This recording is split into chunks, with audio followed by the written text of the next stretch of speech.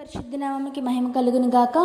దేవుని వాక్యం వినిచిన ప్రియమైన సహోదరులకు దేవుని నామమున శుభాభివందనములు తెలియచేయుచున్నాము. ఈరోజు వేకుమన్నా మార్చి 6వ తారీఖుది అభివృద్ధి పొందుట.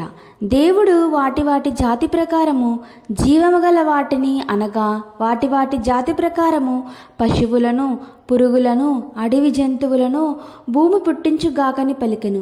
ఆ ప్రకారం ఆయను. ఆదికాండము 1వ అధ్యాయం 24వ వచనం.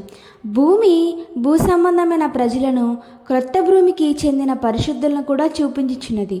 భౌతిక తాత్పర్యము ప్రకారము భూమి అడవి జంతువులను, పశువులను, పురుగుల వంటి జీవరాశులను మాత్రమే పుట్టించగలదని చెప్పవచ్చును. అనగా ఐహిక సంబంధమైన ప్రజలు అనగా ఈ లోక సంబంధమైన వస్తువులను పట్టుకొని ఇండు స్వభావం గలవారు, ఐహిక సంబంధమైన కోరికలు గలవారిని మాత్రమే సంపాదించగలరని దీనికి ఆత్మీయ తాత్పర్యం ఇవ్వవచ్చును.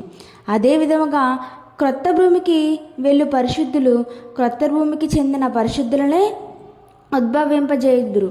పైకి ఎగురు పక్షులను భూమి పుట్టించలేకపోయెను. ఈ భూ సంబంధమైన స్వభావం గలవారు నూతన యెరూషలేమునకును సియోనుకు చెందిన వారిని లేక దైవిక గుణాగుణములు గలవారిని ఉత్పత్తి చేయలేరు.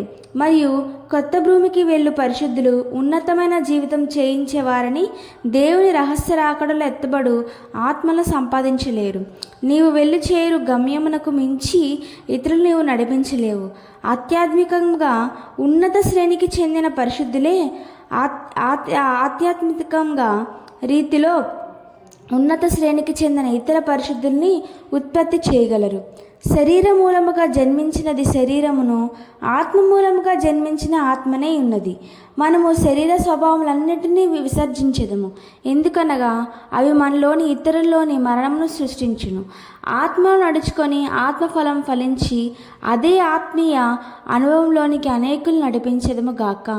దేవుని పరిశుద్ధ నామమునకు స్తోత్రం. Praise the lord.